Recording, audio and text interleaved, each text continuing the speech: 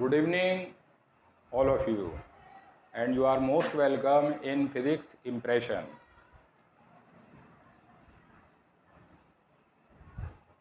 इससे पहले की वीडियो में हमने आपको इलेक्ट्रिक फील्ड इंटेंसिटी पढ़ाई थी ड्यू टू सर्कुलर रिंग। देखिए सर्कुलर रिंग है और ये उसका सेंटर है और रेडियस उसकी r है। तो हमने इस के सेंटर पर जो इलेक्ट्रिक फील्ड इंटेंसिटी कैलकुलेट की थी वो कितनी थी, E is equal to 2 lambda upon 4 pi epsilon not r।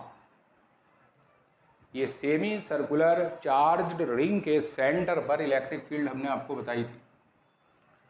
उसके बाद हमने इलेक्ट्रिक फील्ड इंटेंसिटी की एक्सप्रेशन निकाली थी मेटेलिक वायर से, जिसकी लेंथ कैसी थी, finite. Suppose that is a metallic wire of finite length.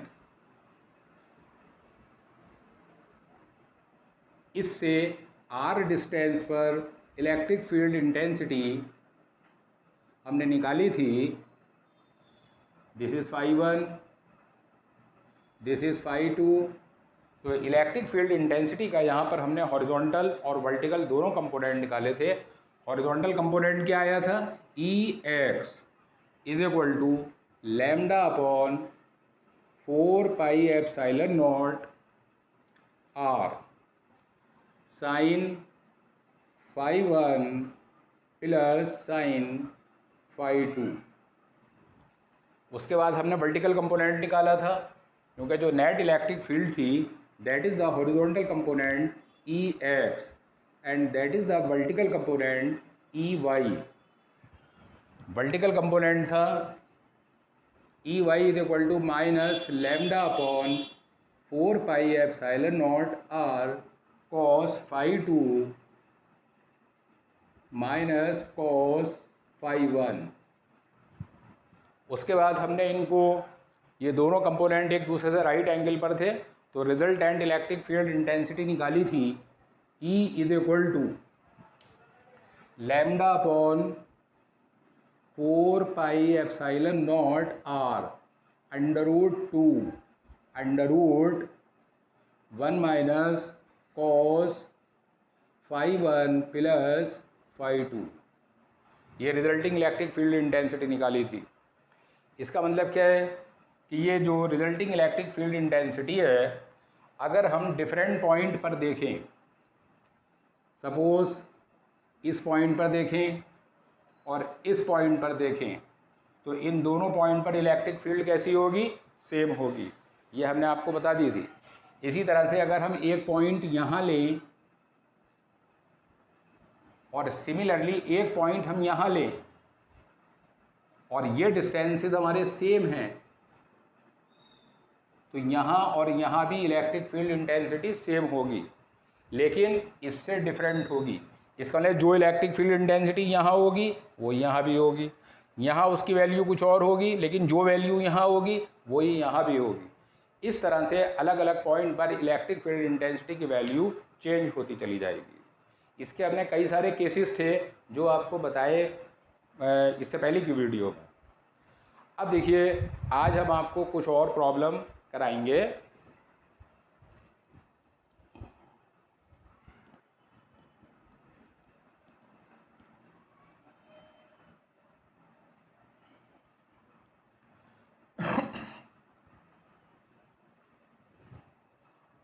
देखिए अब हम ये बता रहे हैं कि एक प्रॉब्लम है ये,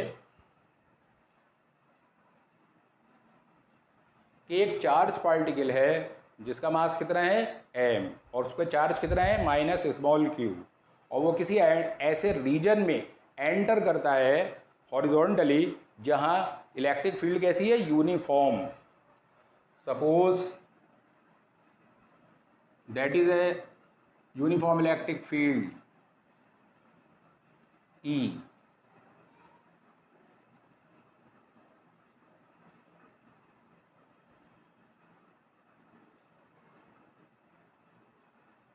ये इलेक्ट्रिक फील्ड ई है और कैसी है, वर्टिकली अपवर्ड। अब कोई चार्ज पार्टिकल है जिसका मास m है और उस पर चार्ज कितना है, -q। ये चार्ज पार्टिकल हॉरिजॉन्टली एंटर करता है। अब देखिए क्या होगा, जब ये इलेक्ट्रिक फील्ड में एंटर करेगा तो इलेक्ट्रिक फील्ड में नेगेटिव चार्ज पार्टिकल पर जो फोर्स लगता है वो F = EQ होता है। फोर्स कितना होता है, F = EQ। और इसकी डायरेक्शन क्या होती है, नेगेटिव चार्ज पर फील्ड के अपोजिट होती है और पॉजिटिव चार्ज पर फील्ड की डायरेक्शन में होती है। अब देखिए यहाँ चार्ज पार्टिकल नेगेटिव है तो फोर्स की डायरेक्शन इधर होगी। जब फोर्स की डायरेक्शन ये होगी तो अल्टीमेटली एक्सीलरेशन की डायरेक्शन भी यही होगी, क्योंकि एक्सीलरेशन क्या है, जो फोर्स की डायरेक्शन वही एक्सीलरेशन की डायरेक्शन। अब देखिए यहाँ ये पार्टिकल ऐसे एंटर कर रहा है तो एक्सीलरेशन और वेलोसिटी एक दूसरे से राइट एंगल पर आ गए, तो इसलिए उसका पाथ कैसा हो जाएगा, कर्व्ड हो जाएगा।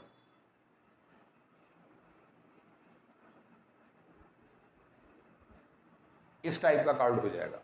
अब हमें ये देखना है कि ये जो कर्व बना है ये किस टाइप का है, पैराबोलिक है, हाइपरबोलिक है, किस टाइप का है। देखिए suppose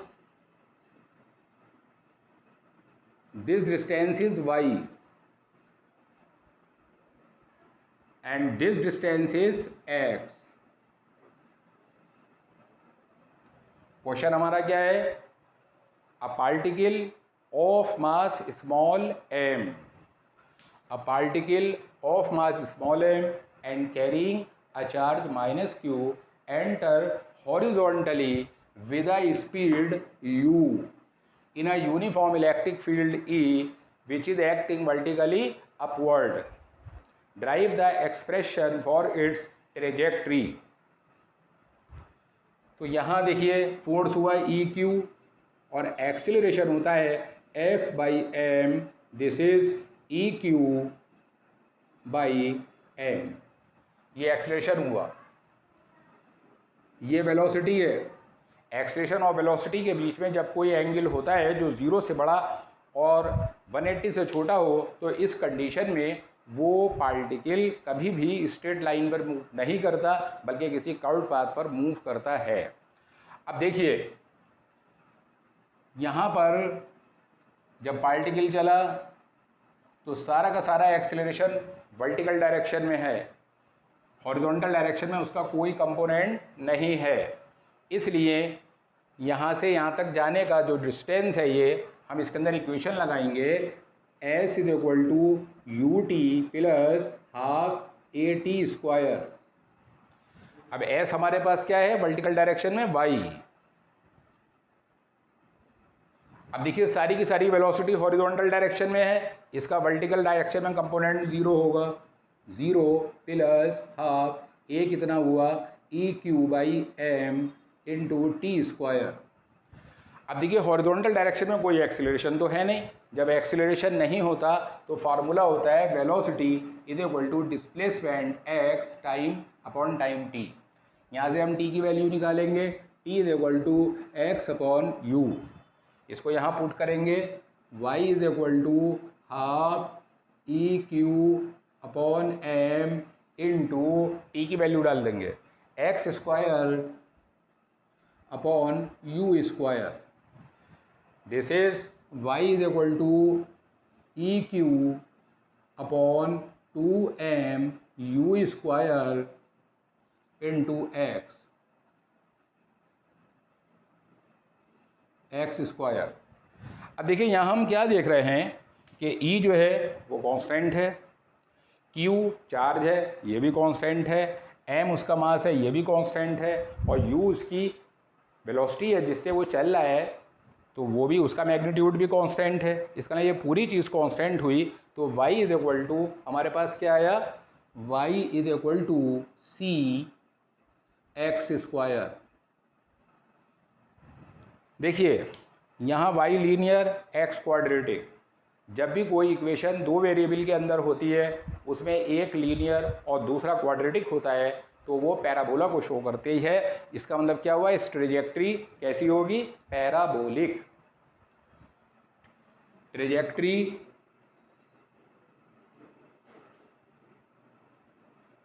is parabolic in shape.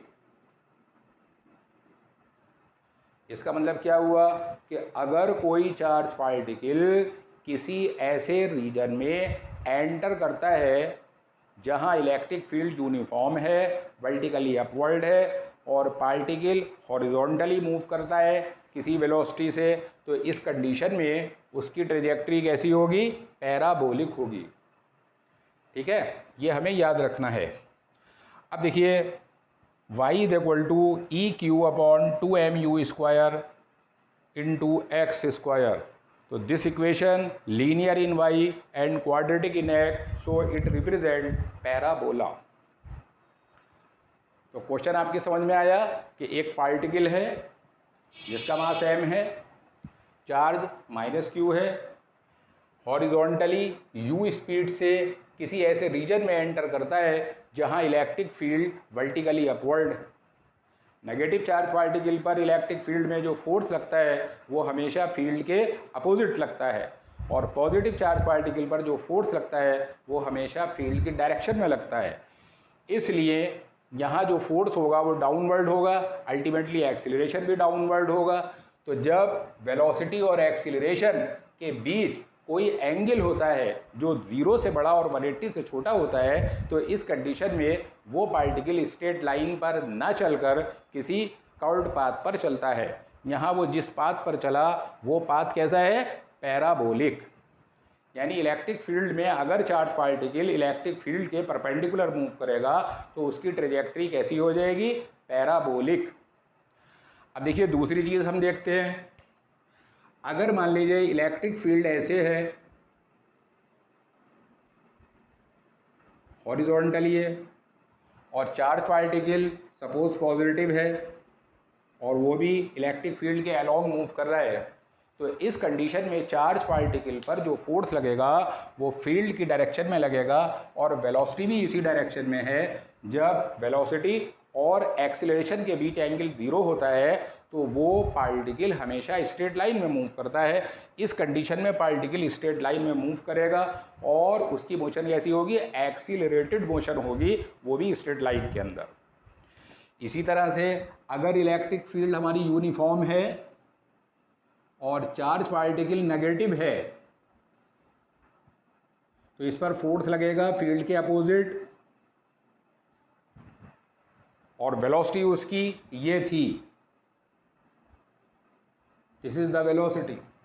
तो इस कंडीशन में वेलोसिटी और एक्सीलरेशन के बीच एंगल 180 डिग्री होगा, क्योंकि यहाँ फोर्स कितना है, ई क्यू। अगर हम एक्सीलरेशन निकालें तो एक्सीलरेशन F/m होता है, यानी कि एक्सीलरेशन और वेलोसिटी एक दूसरे के अपोजिट आ गए। इस कंडीशन में पाथ तो उसका स्ट्रेट लाइन रहेगा, लेकिन मोशन कैसी होगी, रिटार्डेड। अब एक बात अच्छे तरीके से समझ आ जानी चाहिए कि अगर कोई चार्ज पार्टिकल इलेक्ट्रिक फील्ड में इलेक्ट्रिक फील्ड के पैरेलल मूव कर रहा है और चार्ज पार्टिकल पॉजिटिव है, तो चार्ज पार्टिकल स्ट्रेट लाइन में मूव करेगा और उसकी मोशन एक्सीलरेटेड होगी।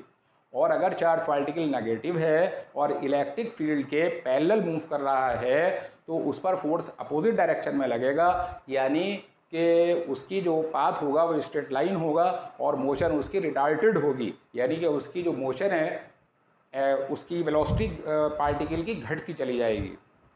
और अगर राइट एंगल पर मूव कर रहा है तो उसकी ट्रेजेक्ट्री पैराबोलिक होगी।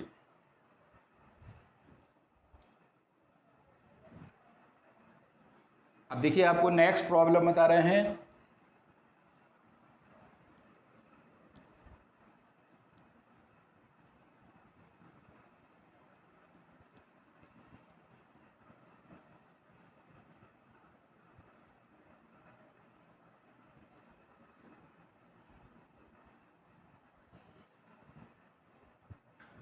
देखिए नेक्स्ट प्रॉब्लम हमारी ये है कि हमारे पास 3 चार्जेस हैं। Next problem +q -2q and +q।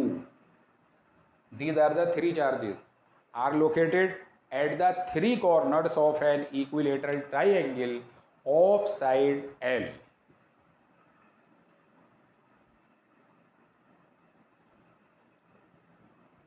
That is equilateral triangle. Equilateral triangle के अंदर all the three sides are equal and each angle is 60 degree. अब देखिए एक चार्ज हमारे पास यहाँ रखा हुआ है, this is plus Q, this is minus 2q, इसको हम लिख लेंगे माइनस क्यू प्लस क्यू। अब देखिए हमें क्या कैलकुलेट करना है इसके अंदर, each side equal and length l। हमें करना है calculate the net electric dipole moment, calculate the net electric dipole moment of the system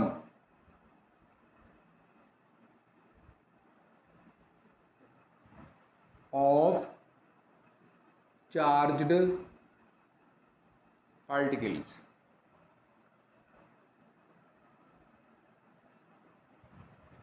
question हमारा क्या है कि three charges plus Q minus 2q plus Q R located at the three corner of an equilateral triangle of side L. Calculate the net electric dipole moment of the system of three charges.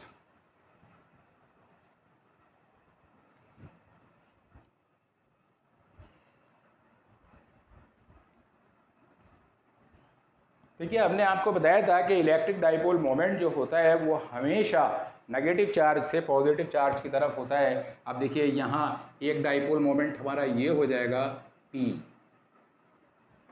एक dipole moment हमारा ये हो जाएगा P।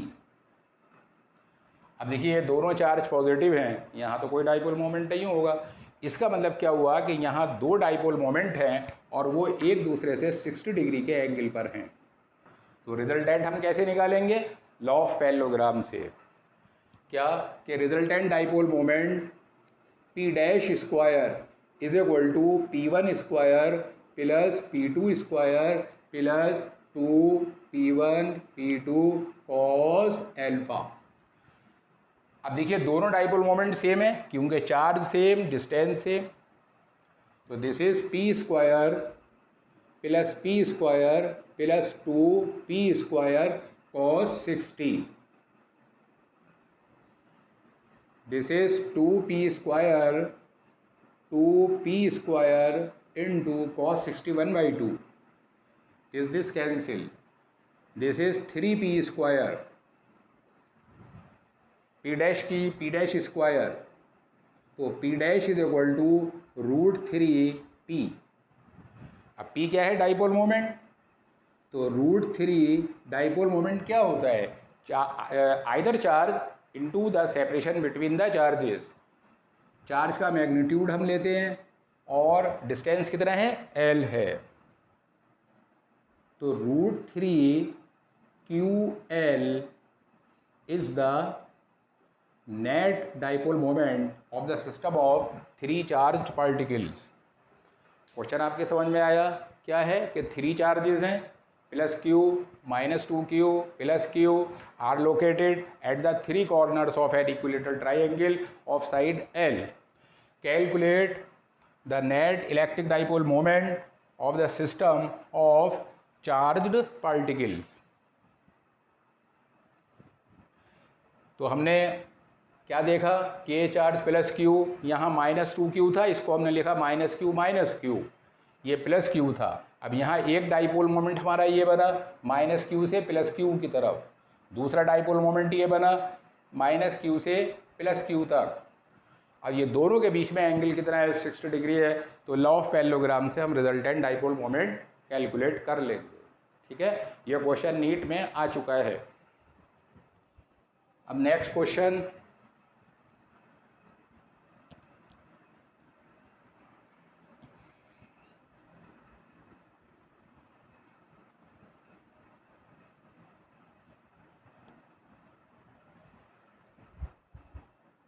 देखिए हमारे पास एक water drop है।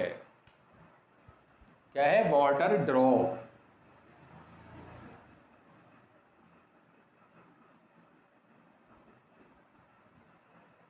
और उस पर चार्ज कितना है? 1 इलेक्ट्रॉन के बराबर। Q इज इक्वल टू -E, ये चार्ज है।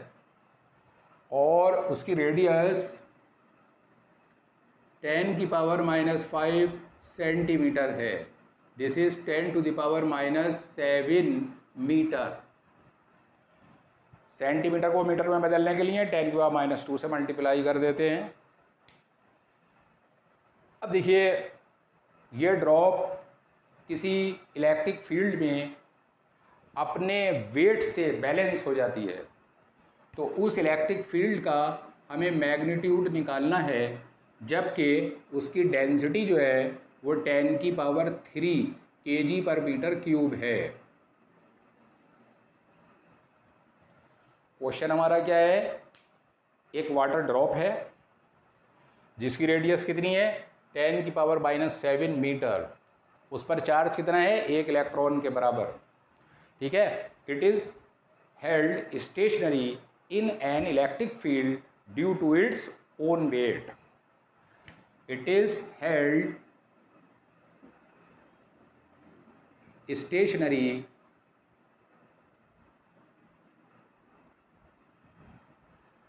in an electric field due to its own weight. Own weight. Calculate E. Calculate E. हमें इलेक्ट्रिक फील्ड कैलकुलेट करनी है। देखिए मैंने आपको बताया कि इलेक्ट्रिक फील्ड में जब भी कोई चार्ज पार्टिकल होता है उस पर इलेक्ट्रिक फील्ड की वजह से एक फोर्स लगता है। उस फोर्स का डायरेक्शन इस चीज़ पर डिपेंड करता है कि चार्ज की नेचर कैसी है। अगर चार्ज पॉजिटिव है तो फोर्स फील्ड की डायरेक्शन में लगता है, और अगर चार्ज नेगेटिव है तो फोर्स फील्ड की अपोजिट डायरेक्शन में लगता है। लेकिन किसी भी बॉडी का वेट हमेशा डाउनवर्ड काम करता है। अब देखिए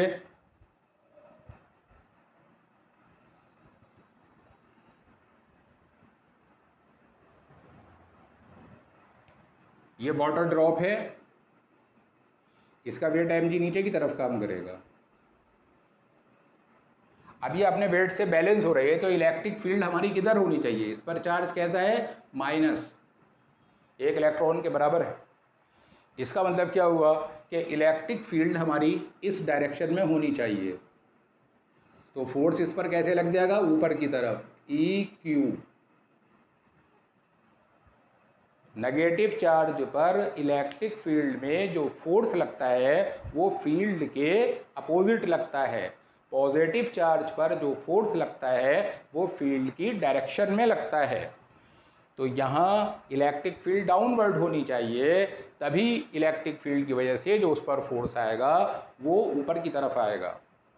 अब देखिए ये जो ड्रॉप है that is stationary.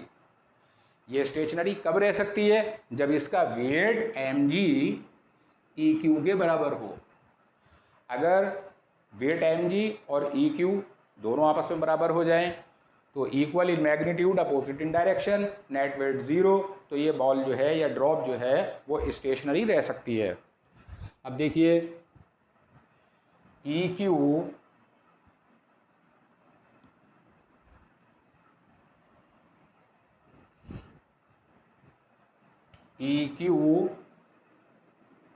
Is equal to mg, तो E बराबर हो जाएगा mg अपॉन Q।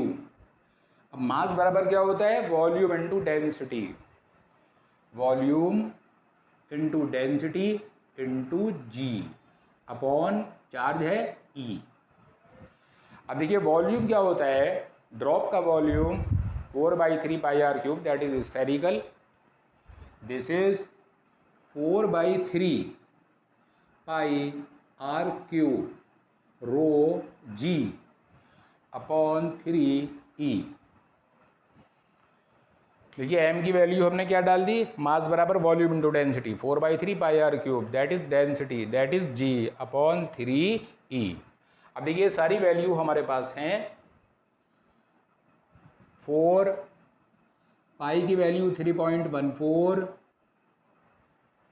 आर की वैल्यू हमारे पास कितनी है, आर की वैल्यू है 10 की पावर -7, क्यूब करेंगे 10 की पावर -21। देखिए जब पावर पर पावर लगी होती है तो पावर का मल्टीप्लाई हो जाता है। तो 10 की पावर -21, डेंसिटी कितनी है 10 की पावर 3, और जी की वैल्यू हम 10 ले सकते हैं।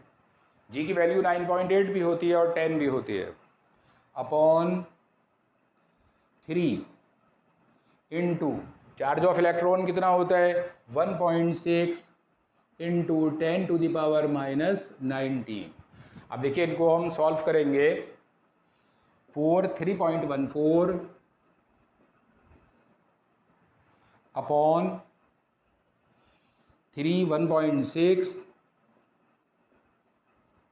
अब देखिए 10 की पावर हमारे पास माइनस के 19 नीचे हैं, ये जब ऊपर जाएंगे पॉजिटिव हो जाएंगे, तो 19 और एक ये है 20, 20 और 3 ये है 23, 23 में 21 माइनस के 10 की पावर 2। अब देखिए यहाँ एक ज़ीरो बढ़ाकर ये पॉइंट से पॉइंट हम काट लेंगे। This is 4314 upon 3 into 16 into 10 की पावर 1। एक ज़ीरो से हमने इसे काट लिया, इसको हम सॉल्व कर लेंगे, दैट इज न्यूटन पर कूलम। ये इलेक्ट्रिक फील्ड आ गई। अब देखिए इसी प्रॉब्लम के अंदर हम ये कह रहे हैं कि if the direction of electric field is reversed. Next problem हमारी क्या है, if the direction of electric field is reversed, then calculate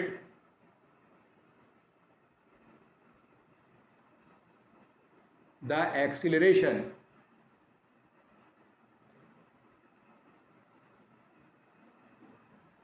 अब हमें एक्सीलरेशन कैलकुलेट करना है।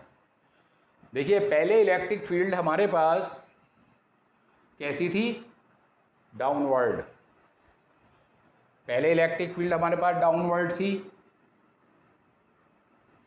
चार्ज पार्टिकल नेगेटिव था तो फोर्स लगा ऊपर EQ, ये इलेक्ट्रिक फील्ड थी। अब देखिए अगर हम इलेक्ट्रिक फील्ड के डायरेक्शन को रिवर्स कर दें, तो रिवर्स करने का मतलब क्या है, पहले इलेक्ट्रिक फील्ड हमारी डाउनवर्ड थी, अब हमने क्या कर दी, अपवर्ड। इलेक्ट्रिक फील्ड हमने अपवर्ड कर दी, तो इस ड्रॉप पर इलेक्ट्रिक फील्ड की वजह से जो फोर्स लगेगा EQ वो डाउनवर्ड हो जाएगा। नेगेटिव चार्ज पार्टिकल पर इलेक्ट्रिक फील्ड में जो फोर्स लगता है वो फील्ड के अपोजिट लगता है। अब देखिए पहले इलेक्ट्रिक फील्ड डाउनवर्ड थी, अब हमने अपवर्ड कर दी, तो इलेक्ट्रिक फील्ड की वजह से फोर्स EQ नीचे की तरफ लगा, वेट mg भी नीचे की तरफ काम करेगा। अब दोनों फोर्सेस डाउनवर्ड काम कर रहे हैं, तो अल्टीमेटली ड्रॉप जो है वो स्टेशनरी न रहकर गिरने लगेगी, यानी उसके अंदर एक्सेलरेशन आ जाएगा।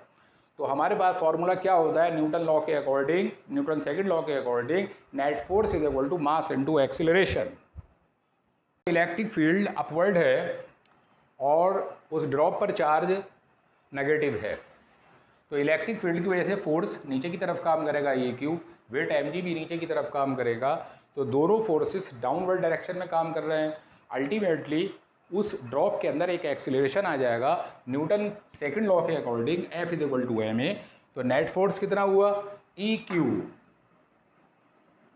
Plus mg is equal to mass into acceleration. यहाँ में क्या निकालना था, calculate the acceleration. Therefore acceleration a is equal to E Q plus m g upon m. अब देखिए ई की वैल्यू हम पे है, जो हमने वहाँ कैलकुलेट करी है उस वैल्यू को हम यहाँ पुट कर देंगे। क्यू की वैल्यू हम पे है 1.6 10⁻⁻19 प्लस एम हमने निकाल ही रखा है। एम बराबर क्या होता है, मास बराबर volume into density, 4/3 pi r cube rho g upon 4/3 pi r cube. अब देखिए ये सारी वैल्यूज़ हमने इससे प्रीवियस प्रॉब्लम के अंदर कर रखी हैं, निकाल ली हैं, तो हम वो सारी वैल्यू यहाँ रख कर ये एक्सेलरेशन फाइंड आउट कर लेंगे। तो इस तरह से उस ड्रॉप का एक्सेलरेशन आ जाएगा। चलिए सर नेक्स्ट प्रॉब्लम देखते हैं।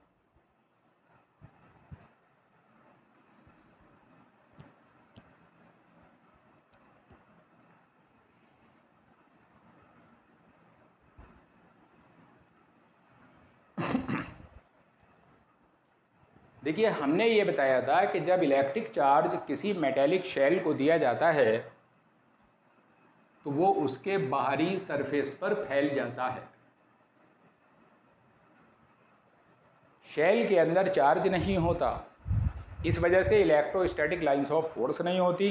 अल्टीमेटली इलेक्ट्रिक फील्ड जीरो होती है हर एक पॉइंट पर इनसाइड द शेल। अब देखिए ये एक शेल है जिसके ऊपर चार्ज प्लस क्यू है और इसकी रेडियस आर है। इसी तरह से एक दूसरी शेल है जो कॉन्सेंट्रिक है, इस पर चार्ज 2q है और इसकी रेडियस 2r है। इसी तरह से एक तीसरी शेल है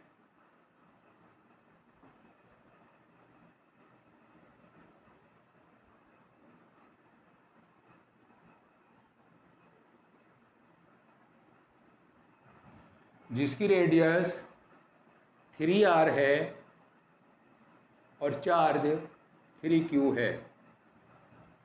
अब देखिए this is A, this is B, this is C. तो क्वेश्चन हमारा क्या है, क्वेश्चन हमारे पास ये है कि A B C are the 3 concentric metallic shell carrying the charges plus q plus 2q plus 3q and their radii are r, 2r and 3r। अब देखिए हमें इलेक्ट्रिक फील्ड इंटेंसिटी कैलकुलेट करनी है।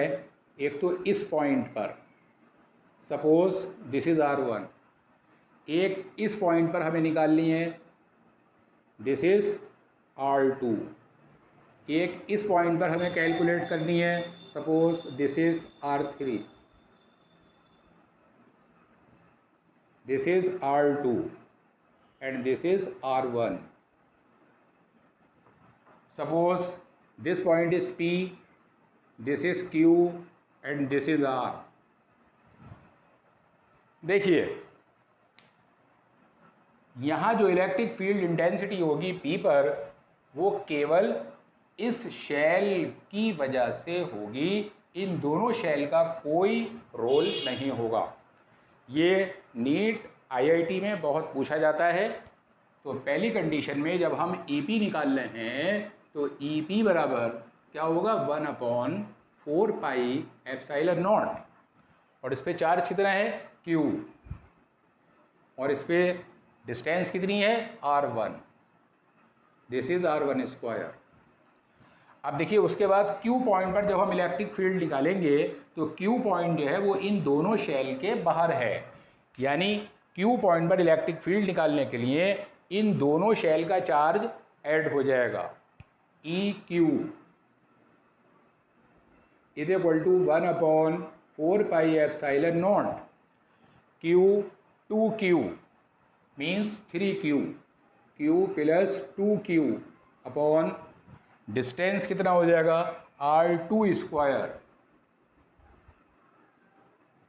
This is 1/4 pi epsilon not 3Q/R2²। अब देखिए जब हम तीसरे पॉइंट पर R पर निकालेंगे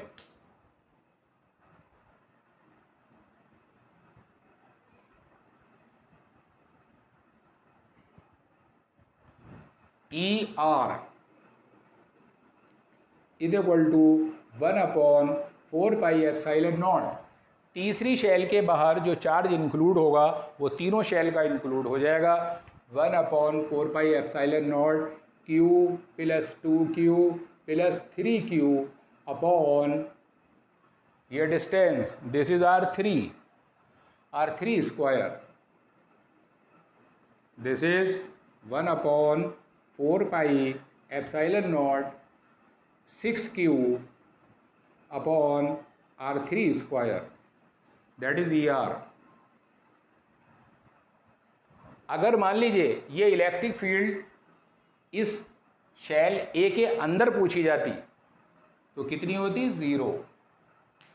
तो इसका मतलब हमारा प्रॉब्लम क्या है कि ABC are the 3 concentric metallic shell carrying the charges +Q + 2Q + 3Q and their radii R, 2R and 3R. Calculate the electric field intensity at P, Q and R. Calculate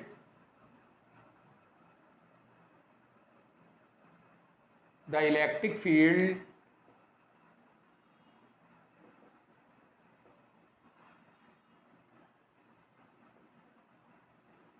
at P, Q, R। तो P, Q, R पर हम electric field intensity इस तरह से calculate कर सकते हैं। अब देखिए नेक्स्ट प्रॉब्लम,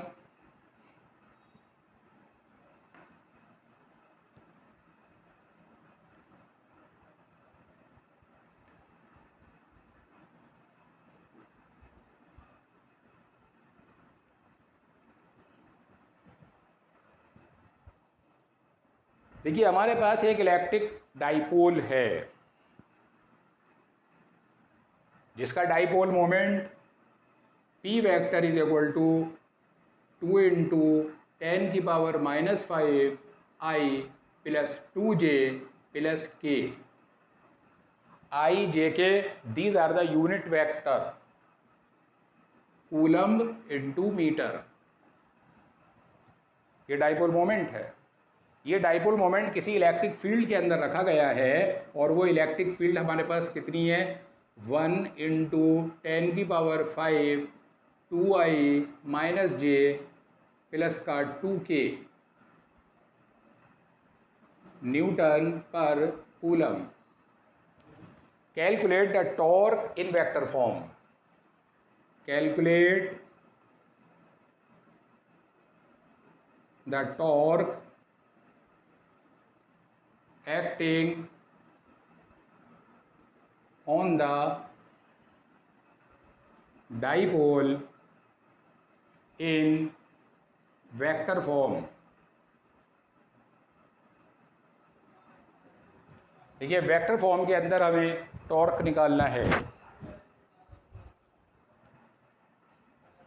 देखिए हमने आपको बताया था कि टॉ बराबर होता है P × E। ये क्रॉस प्रोडक्ट कैसे खोलते हैं देख लीजिए।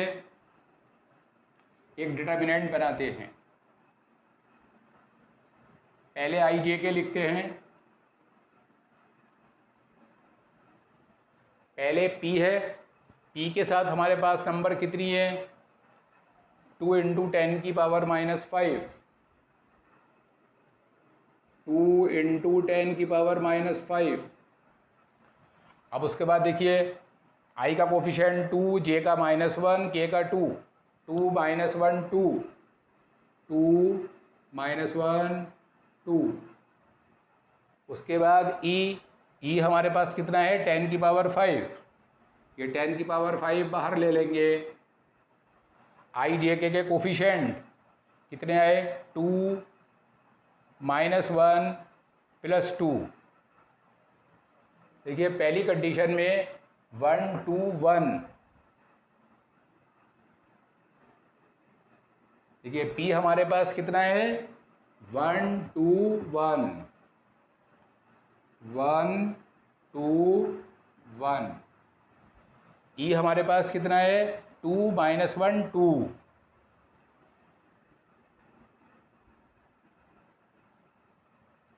अब देखिए डिटर्मिनेंट कैसे खोलते हैं।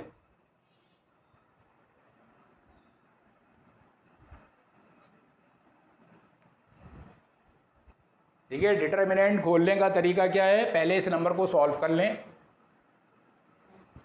2 × 10 की पावर +5 - 5 यानी 10 की पावर 0। अब एक ब्रैकेट लगाएंगे। देखिए प्लस माइनस प्लस, तो पहले हम i लिखेंगे, i का रो i का कॉलम छोड़ देंगे। अब देखिए ये मल्टीप्लाई करेंगे और इस मल्टीप्लाई का साइन बदल के रखेंगे 2 to the 4। ये मल्टीप्लाई करी -1, साइन बदला +1। उसके बाद क्या आता है plus minus j, row column छोड़ेंगे।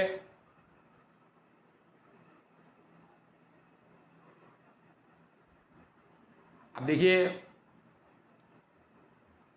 j का हमने रो और कॉलम छोड़ दिया। अब देखिए ये मल्टीप्लाई करेंगे और फिर ये मल्टीप्लाई करेंगे, इसका साइन बदल के रखेंगे। 1 की 2 से करेंगे, दिस इज 2।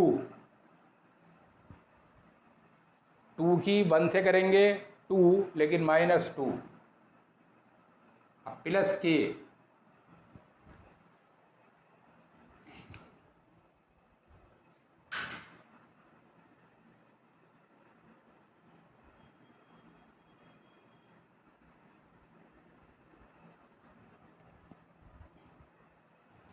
अब देखिए पहले प्लस आई होता है, फिर -j होता है, फिर प्लस k होता है।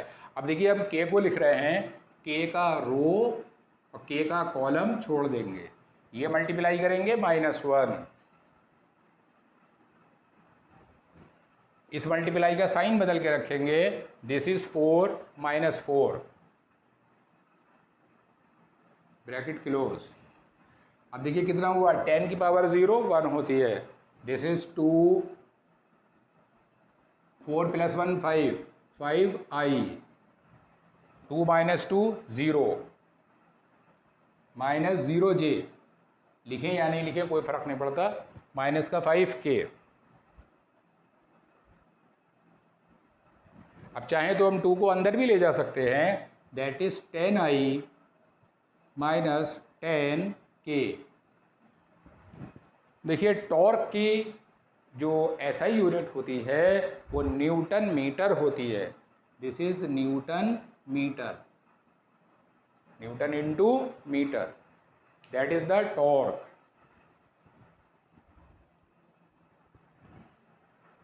अब देखिए अगली प्रॉब्लम लेते हैं।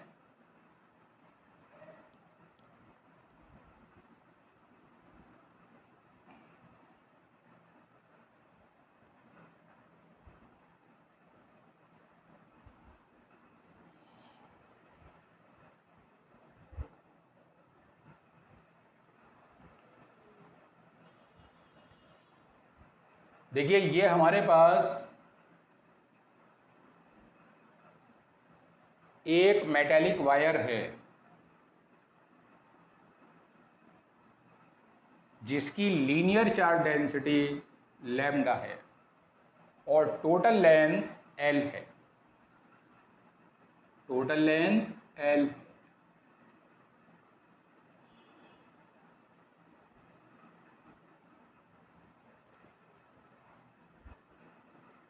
अब देखिए ये कोई पॉइंट है, इस डिस्टेंस पर, ये डिस्टेंस हमारी L/4 है। यहाँ पर इलेक्ट्रिक फील्ड E है। अब एक पॉइंट हमारे पास यहाँ है,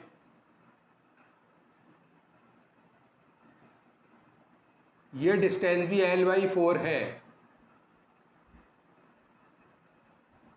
यहाँ इलेक्ट्रिक फील्ड E डैश है। देखिए इन दो E और E डैश में हमें रिलेशन देखनी है। देखिए हमने आपको बताया था कि जब फाइनाइट लेंथ होती है तो फाइनाइट लेंथ के अंदर देखिए ये एंगल और ये एंगल, यानी कि अगर हम इसे φ1 कहें, इसे φ2 कहें, तो φ1 + φ2 कैसा रहेगा? सेम। φ1 + φ2 का सम कैसा आएगा? सेम।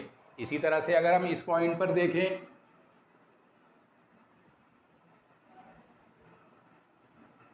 तो यहाँ भी देखिए φ1 और φ2 दोनों का सम कैसा रहेगा? सेम।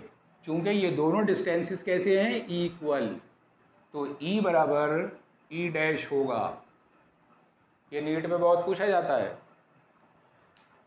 देखिए ये दोनों पॉइंट जो हैं इनके सिरे से डिस्टेंस सेम है, L/4 L/4। तो जो इलेक्ट्रिक फील्ड इंटेंसिटी यहाँ होगी वही यहाँ भी होगी। इसी तरह से जो इलेक्ट्रिक फील्ड इंटेंसिटी यहाँ होगी वही यहाँ भी होगी, हालांकि ये वैल्यू इससे डिफरेंट होगी। ठीक,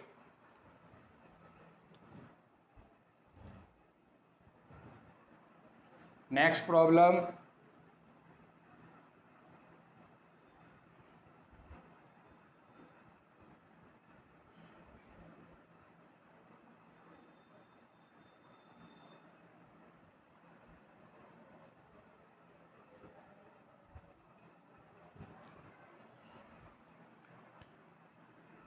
देखिए ये एक स्क्वायर है,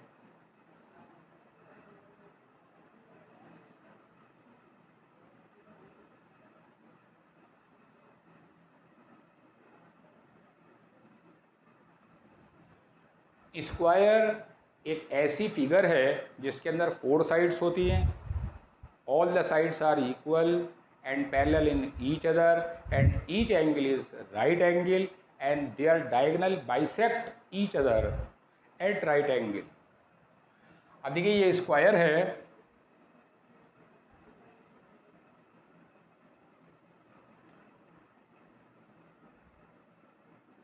ये स्क्वायर के डायगोनल का पॉइंट ऑफ इंटरसेक्शन है, दैट इज सेंटर। अब देखिए यहाँ चार्जेस रखे हुए हैं +Q + 2Q -Q और -2Q। इस स्क्वायर की साइड A है। हमें क्या निकालना है? नेट इलेक्ट्रिक फील्ड इंटेंसिटी निकालनी है at point at the centre O। Calculate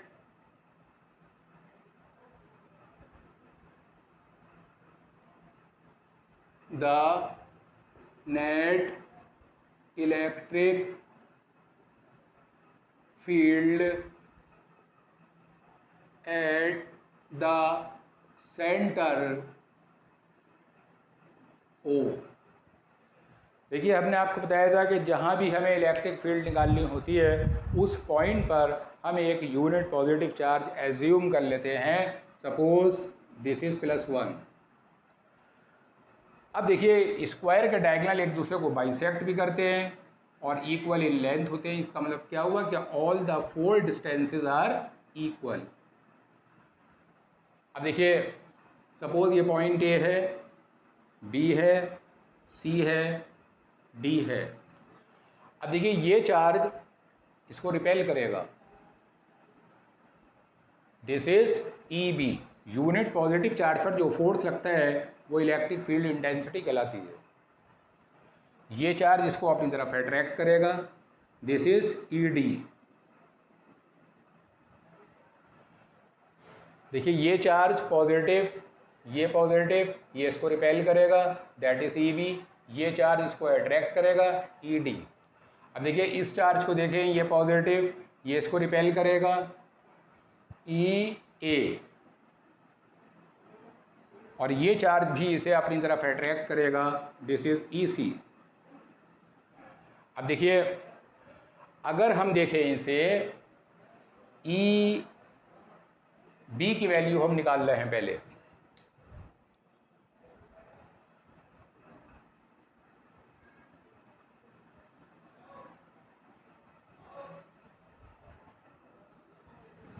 E B, देखिए क्यू चार्ज से किसी भी डिस्टेंस पर जो इलेक्ट्रिक फील्ड इंटेंसिटी होती है वो 1/4πε0 Q अपॉन R स्क्वायर होती है। अब देखिए यहाँ पर ये डिस्टेंसेस चारों सेम, तो 1/4πε0 को हम K कह देते हैं, कांस्टेंट। अब ई बी निकाल रहे हैं 2Q अपॉन, इस डिस्टेंस को हम सपोज x कह दें या r कह देते हैं। हालांकि r की वैल्यू क्या होगी, स्क्वायर का जो डायगोनल होता है वो साइड का √2 टाइम होता है a√2, तो ये r कितना हो जाएगा, r बराबर हो जाएगा a√2/2, यानी a/√2। लेकिन हम इसे r लिख लेते हैं, तो ये हो गया आपका 2Q अपॉन डिस्टेंस r कह देते हैं r स्क्वायर। अब देखिए इसी तरह से हम ई डी निकाल रहे हैं। ई डी क्या है, देखिए बी चार्ज, इस चार्ज ने इसको रिपेल करा था और इस चार्ज ने इसे अपनी तरफ अट्रैक्ट करा था, तो ई डी कितनी हो जाएगी, वो भी इतनी हो जाएगी। E D is equal to k 2Q upon R square. अब देखिए ई ए निकाल रहे हैं, ई ए कितनी होगी, के चार्ज कितना है Q upon R square.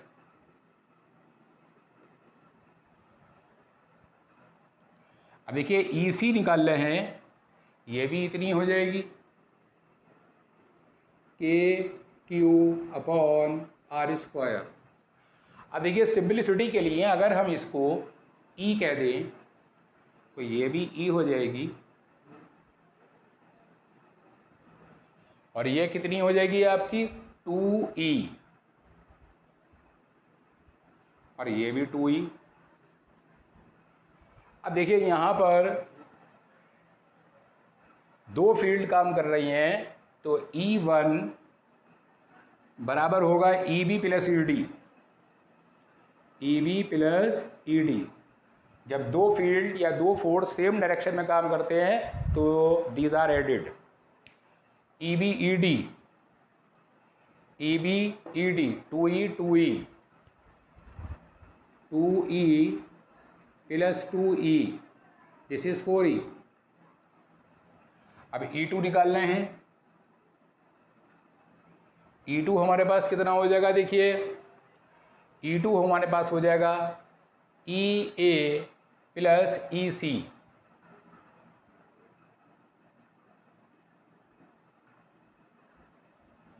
EA हमारे पास कितना है E, और EC भी E है, E plus E, this is 2E। अब देखिए इन दोनों फील्ड्स के बीच का एंगल कितना है, 90 डिग्री। तो लॉ ऑफ पैरेललोग्राम से resulting field E dash square is equal to E1 square plus E2 square. E1 की वैल्यू कितनी है 4E, 16E square plus E2 की value 2E, 4E square, this is 20E square. Therefore E dash is equal to 20E square का under root, E square का under root E, 20 का Underwood 4 5 का 20, 2√5, this is 2√5E, 2√5E की value कितनी है, KQ upon R square, KQ upon R square. Value put कर देंगे, E dash is equal to KQ square upon this is 2√5 upon R square. R की value हमारे पास कितनी है, a/√2, a/√2 का होल स्क्वायर। सो 2√5 के Q square upon A square by 2, ये 2 पलट के ऊपर पहुंच जाएगा। दिस इज 4√5 के क्यू स्क्वायर अपॉन ए स्क्वायर।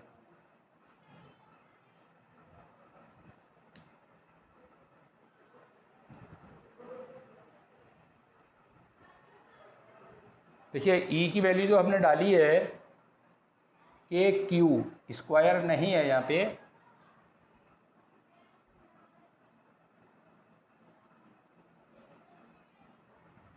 ठीक है, स्क्वायर नहीं है वहाँ पे, मैंने धोखे से डाल दिया था। तो क्या हुआ, 4√5 के Q upon A square, that is the resulting field at the centre of square.